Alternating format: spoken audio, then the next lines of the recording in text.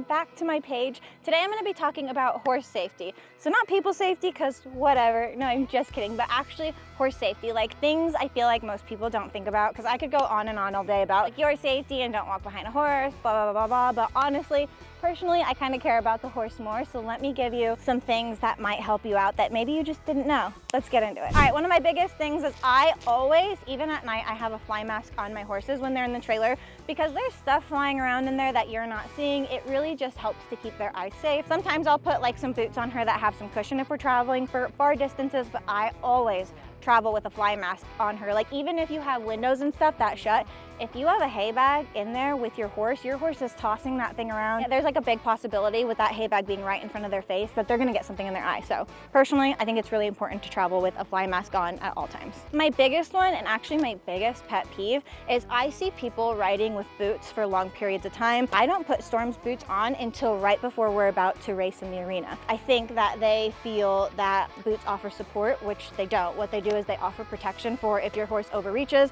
so that way they don't hit themselves with their back foot. So when you leave these on for long periods of time, it can actually damage their tendons and ligaments, because horses' feet or in their legs are not meant to have heat for long periods of time. There's a reason why when you see horses out in winter, they have blankets, but even if they're walking in deep snow, they have nothing on their legs. Their legs do not work the same as ours. So leaving these on for long periods of time, and trust me, I learned the very hard way as a kid, can really damage their legs by damaging their tendons and ligaments by keeping them too warm, because they're just not meant to be that warm. I kind of think the English world has it right by having them open in the front and hard on the back of their leg, because they're not meant for support, they're meant for protection. So don't leave them on while you're warming up. Don't leave them on while you're doing like a 10-mile trail ride. There are better things that you can use on your horse's leg for protection than something that's wrapping and trapping heat inside of there. All right, another big thing I see happening a lot, which you really don't think about it until it happens to you, is a lot of people have hay bags. Excuse you. A lot of people have hay bags like this and they hang them super low. Like, so people will hang them right here, or I've even seen people hang them low on like their water bucket hangers, but these holes are kind of big, like so your horse can get access to them. Their foot, or especially if they're wearing shoes, like Storm wears shoes, her shoe could very easily get trapped in this and she could get hung up so easy, and all she has to do is paw or kick out her foot just to try to get a fly off of it, and she can super easily get stuck in this. I hang my hay bags way up here, super up high, so unless she's rearing and acting a fool, she's not gonna get stuck in it. So I do not ever hang my hay bags low. Like even here I think is too low, and I see people doing it in their trailer too. I think you should hang your hay bag as high as possible so that there's no risk of them getting their feet stuck in it. It's completely different at home when their hay's on the ground, but in a bag like this, it's way too easy for them to get caught up in it. Another really big thing that drives me absolutely crazy is if I see a halter on a horse in a pasture or in their stall, it's a big red flag, a big no. There's so many things that could go wrong. If you've seen that picture circulating on Facebook lately where a horse got its front shoe completely got caught in its halter and it broke its leg and had to be put down. You do not leave halters on your horses unattended. There should be nothing on your horse's face other than a fly mask, but it's literally rip away Velcro, like they can get uncaught very easy. This can get caught on anything and nothing on this is gonna break.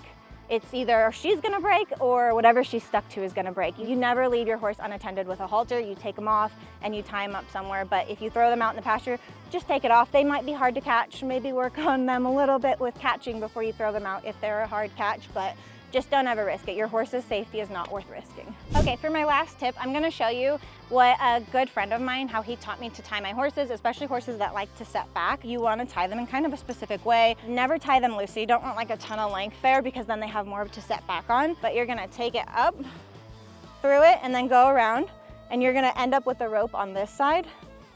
You're gonna come the other way around, so it's crossed right here, up and through. She's kind of pulling on me, so. And then through like that. So when they set back, it's not gonna get super, super tight when she freaks out. So I'm gonna walk away from her here and she's gonna freak out. And I'll show you guys how easy it is for me to undo her knot. If she freaks out, watch, for the one time ever, she's not gonna do it. Show them how crazy you are. She's like, I'm a good girl.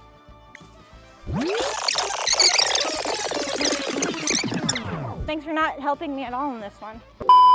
All right, for some reason she was being really well behaved today, but I'll kind of show you. Like, so here's where she's attached, and if she pulls super hard on this, it does not matter how hard she pulls, your knot's not gonna get stuck. You literally just have to push from the other side and it comes right undone. So if you have a horse that sets back, make sure you keep them cinched really tight and then use like a really good way of tying them like that, where if you tie them in like the traditional way where you knot it like this, I feel like those knots are so hard to get out when they pull back because they get so tight. So personally, especially on these little ones that get super upset when they're tied and their buddies go away, I really like to use that method of tying them up because I feel like I can actually get them unstuck, or if in a pinch I had a horse that would set back and she would go all the way to the ground, I could actually get her knot undone because I've had to literally cut away ropes because I couldn't get their ropes undone. So best safety tip, know how to tie your horse.